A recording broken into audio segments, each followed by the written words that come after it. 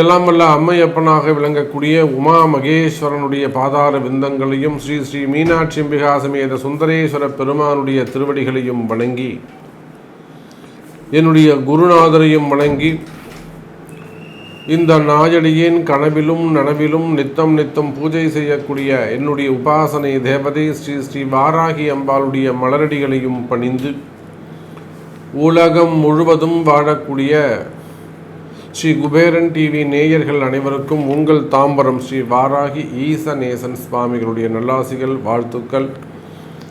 ஜெய் வாராகி, ஜெய் ஜெய் வாராகி. அன்பு நேயர்களே, நாம் இப்பொழுது காண இருக்கின்ற தலைப்பு ஆகஸ்ட் மாத ராசி பலன்கள். இந்த ஆகஸ்ட் மாதம் அப்படின்னு சொல்கின்ற பொழுது, இந்த ஆகஸ்ட் மாதத்தில் ஒரு முக்கியமான நிகழ்வு நடைபெறுகிறது. அதுதான் சுக்கிரன் வக்ரம். பொதுவாக சுக்கிர கிரகங்கள்லாம் பயிற்சி அடைகிறது நம்ம பெருசாக கவனிக்கவே மாட்டோம். காரணம் என்னென்னா, அதெல்லாம் மாத கிரகங்கள். ஒரு 45 நாளைக்கு ஒரு வாட்டி, 40 நாளைக்கு ஒரு வாட்டியும் முன்ன பின்ன அவங்க மட்டும் கிராஸ் பண்ணி போயிட்டே இருப்பாங்க. அதில் இந்த முறை சுக்கிர பகவான் கடகராசியிலே, இந்த ஆகஸ்ட் மாதம் கடகராசியிலே வக்ரகதி அடைந்து நிற்கிறார். அதே போல் ஆகஸ்ட் மாதம் சனி பகவான் வக்ரத்தில் இருக்கிறாரு. ராகு கேது ஆல்மோஸ்ட் வக்ரம். 4 பெரிய கிரகங்கள் வக்ரம். 4 பெரிய கிரகங்கள் வக்ரம். அதில் மீதி 4 மாத கிரகங்கள், ஒரே ஒரு குரு பகவான்.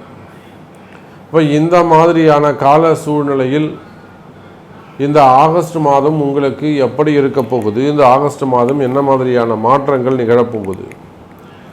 நாம் இந்த ஜூலை மாதம் பார்த்தோம், செவ்வாயும் சுக்கிரனும் இணைந்து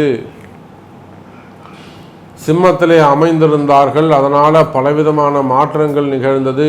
12 ராசி அன்பர்களுக்குமே கூட நிறைய அரசியல் கழகங்கள், அரசியல் மாற்றங்கள், அரசியல் பரபரப்புகள், முக்கியமான தலைவர்களுக்கான பிரச்சனைகள், அது ஆபத்தாக இருந்தாலும் அவங்க அதை ஃபேவரபுளாக மாற்றிக்கிட்டாங்க, அல்லது அவங்க அதை கொஞ்சம் சமாளித்தாங்க. எதையும் மாற்றி செய்யக்கூடிய ஒரு வல்லமை அவங்கள்ட்ட இருந்தது. அதெல்லாம் ஓகே. ஆனால் கிரகம் ஒரு இடத்துல இருந்தால் அது அந்த வேலையை செய்யும். அவங்க எவ்வளோ பெரிய இடத்துல இருந்தாலும், என்ன அதிகாரங்கள் இருந்தாலும், கிரகம்தான் ஜெயிக்கும் அப்படிங்கிறத கடந்த மாதங்களில் நாம் பார்த்தோம். அதுதான் அந்த செவ்வாய் சுக்கிரன் சேர்க்கை அப்படிங்கிறத நான் உலக மக்களுக்கு எடுத்து சொல்லியிருந்தேன். அப்போ அந்த செவ்வாய் சுக்கிரன் சேர்க்கையினாலே நிறைய விபத்துகள் நடந்தது. 12 ராசி அன்பர்களுக்குமே கூட எக்கச்சக்கமான பாதிப்புகள், குடும்ப வாழ்க்கையில் பாதிப்புகள், அதே போல் விபத்துக்கள்னால் அடிபடுறது, ஆக்சிடெண்ட் ஆகிறது, அல்லது அது மட்டும் விபத்துக்கள் இல்லை, சொல்லாமல் கொள்ளாமல் திடீர்னு கால சூழ்நிலைகள் மாறுவது. ஒரு ஜாதகம் விபத்து ஜாதகம் அப்படின்னு சொன்னாக்கா, அந்த ஜாதகர் எப்போ பார்த்தாலும் அடிபட்டுனே இருப்பார்னு அர்த்தம் கிடையாது. வாழ்க்கையில் அடிபட்டு கொண்டு இருப்பார். திடீர்னு அவருக்கு அனுபவ பாடங்கள் நடந்து கொண்டே இருக்கும். புது புது எக்ஸ்பீரியன்ஸ் அவருக்கு ஏற்படும். பணம் கொடுத்து ஏமாறலாம், திடீர்னு பணம் வரலாம், கொடுத்த பணம் நல்லபடியாக சேரலாம், மனிதர்களை பற்றி அவங்க புரிந்து கொள்வதற்கான வாய்ப்புகள் அங்கே கிடைக்கலாம், நண்பர்கள் எதிரிகளாக மாறலாம், கூட இருக்கிறவங்களே அவங்களுக்கு ஆப்போசிட்டாக மாறலாம். இப்படி பலவிதமான எக்ஸ்பீரியன்ஸு அந்த கிரகம் காலங்கள் அவங்களுக்கு ஒற்று கொடுக்கும். அப்போ அதே போல் செவ்வாயும் சுக்கிரனும் இந்த ஜூலை மாதத்திலிருந்து நிறைய அரசியல் மாற்றங்கள் 12 ராசி அன்பர்களுக்குமே, அதுவும் குறிப்பாக உங்கள் ராசிக்கெல்லாம் எக்கச்சக்கமான மாற்றங்கள். இதெல்லாம் நமக்கு ஏன் நடந்தது, எதுக்கு நடந்தது, இதுக்கும் நமக்கும் என்ன சம்பந்தம், இந்த நமக்கு நடக்க வேண்டிய அவசியமே இல்லையே அப்படின்னு மிகப்பெரிய இழப்புகள், ஈடுகட்ட முடியாத இழப்புகள், அல்லது ஒரு நேம் ஸ்பாயிலிங்காக இருக்கலாம், அது ஒரு வீண்படி அவமானங்களாக இருக்கலாம், ஒரு என்கொயரியாக இருக்கலாம், ஒரு சிபிஐ ரைடு, அல்லது ஒரு ஐடி ரைடு, அல்லது கட்ட வேண்டிய விஷயங்களாக இருக்கலாம், வம்பு வழக்குகளாக இருக்கலாம், சிறை தண்டனையாக இருக்கலாம், செய்யாத குற்றங்களுக்கான சிறை தண்டனைகளாக இருக்கலாம். தப்பே செஞ்சுருக்க மாட்டீங்க, ஆனாலுமே கூட அதுக்குன்னு ஒரு சிறை தண்டனை ஏற்படும். அப்புறம் நீங்கள் அது நல்லதுன்னு பார்த்து உங்கள் பக்கம் நியாயம் தர்மம் இருக்குன்னு பார்த்து உங்களுக்கு ரிலீஸ் பண்ணுவாங்க. அப்போது இதுதான் விபத்துக்கள்னு இதுதான் சொல்கிறோம் நாம், திடீர் விபத்துக்கள். ஏன்னா இந்த சுக்கிரன் வக்ரகதி அடைகின்ற பொழுது அது திடீர் விபத்துக்கள் ஏற்படும். அது எந்த விபத்துக்கள் என்பது சர்ப்ரைஸ்டு ஆக்சிடென்ட்கள். திடீர்னு அந்த கால சூழ்நிலை மாறும். திடீர்னு ஒருத்தருக்கு உடம்பு சரியில்லாமல் போகலாம். உடம்பு சரியில்லாமல் இருக்கிற ஒருத்தர் திடீர்னு நல்லபடியாக எழுந்து உட்காரலாம். அது பாசிட்டிவாக வரலாம், நெகட்டிவாக வரலாம். அதெல்லாம் அவரவர்களுடைய நம்ம ராசி, உங்கள் ராசியுடைய அமைப்புகள், உங்கள் ஜாதக அமைப்புகள் அதை முடிவு செய்யும். அப்போ இது போல் பலவிதமான பிரச்சனைகளில் இருக்கக்கூடிய எனதருமை அன்பு நேயர்களே, இந்த ஆகஸ்ட் மாதம் உங்களுக்கு என்ன செய்ய போகுது? இந்த ஆகஸ்ட் மாதத்தில் அந்த மாதிரியான பிரச்சனைகள் இருக்கக்கூடிய எனது அன்பர்கள் அதுலேருந்து வெளியில் வர போகிறாங்களா, அல்லது சௌரியமாக போயின்னு இருக்கு, அவங்களுக்கு அது அப்படியே கண்டினியூ ஆகுமா அப்படிங்கிற டீட்டெயில்ஸை தான் நாம் இங்கே அனலைஸ் பண்ண போகிறோம். அப்போது சுக்கிர பகவான் மட்டும் வக்ரகதி அடைந்து கடகராசியில் இருக்க, பொதுவாக சந்திரன் வீட்டில் இருக்கக்கூடிய சுக்கிரன் சுபராகவே கருதப்படுவார். ரெண்டு பேருமே நீர் ராசிக்குரியவர், குளுமையான கிரகங்கள். சுக்கிரனும் ஒரு குளுமையான கிரகம், சந்திரனும் ஒரு குளுமையான கிரகம். அப்போது எப்பயுமே சுக்கிரனும் சந்திரனும் இணைந்தால் அங்கே சுகபோகங்கள் அதிகரிக்கும், ரொம்ப சுகமான வாழ்க்கை. சுக்கிரன் சந்திரன் அது வேறு மாதிரி கூட சொல்லலாம், நம்ம அந்த இடத்துக்கு போக வேணாம். அது காதலாக இருக்கலாம், ஆனால் காதல் சுகமாக இருக்கலாம், ஒரு அனுபவமாக இருக்கலாம், ஒரு உல்லாசமாக இருக்கலாம், ஒரு ட்ராவலாக இருக்கலாம், பயணங்களாக இருக்கலாம், வெளியூர் போய் தங்குறதாக இருக்கலாம், ரூம் எடுத்து தங்குறது, ஒரு 10 நாள் ரூம் போட்டுக்கிறது. இதெல்லாம் சூரியன் அந்த சுக்கிரன் சந்திரனுடைய காம்பினேஷன்ஸ். சுகபோகங்களை நல்லா அனுபவிக்கிறது, சுகத்தை அனுபவிப்பது. அப்போது அந்த சுக்கிரன் சந்திரன் வீட்டில் இருக்கக்கூடிய சுக்கிரனால் பலவிதமான நன்மைகள் நடக்கின்றன. அந்த நன்மைகள் எல்லாம் உங்களுக்கு அமையும் எனதருமை நேயர்களே. குறிப்பாக சொல்ல வேண்டும் என்று சொன்னால், இந்த குரு ராகு தொடர்பு, அந்த வக்ரமடைந்த ராகுவோடு இணைந்திருக்கின்ற குரு பகவான், வக்ரமடைந்த ராகுவோடு இணைந்திருக்கின்ற அந்த குரு பகவான். அப்போ என்ன ஆகும்னாக்கா, பதவி போட்டிகள், பதவியில் தேவையில்லாத பிரச்சனைகள், நண்பர்கள் எதிரிகளாக மாறுவது, தொழில் போட்டிகள், தொழில் எதிரிகள், உத்தியோகம் செய்யக்கூடிய இடத்துல போட்டிகள், எதிரிகள், இதெல்லாம் கூட அங்கே அமைவதற்கான வாய்ப்புகள் அதிகம் உண்டு. அப்போ நிச்சயமாக இந்த ஆகஸ்ட் மாதத்தை பொறுத்தவரையில் உங்களுக்கு ஒரு நல்ல மாற்றங்கள் நிகழக்கூடிய மாதமாக அமைகிறது. அப்போது விருச்சிக ராசி நேயர்களே, இந்த ஆகஸ்ட் மாதத்தை பொறுத்தவரையில் நிச்சயமாக விருச்சிக ராசிக்கு எப்படி பார்த்தாலும் ஏதோ ஒரு வகையில் நன்மை செய்யக்கூடிய வகையில் தான் இந்த ஆகஸ்ட் மாதம் அமைகிறது. காரணம் என்னன்னு சொன்னீங்கன்னாக்கா, பொதுவாகவே விருச்சிக ராசிக்கு ராசிநாதன் போன மாதம் வரலும் செவ்வாயும் சுக்கிரனும் இணைந்து சிம்மத்தில் இருந்தாங்க.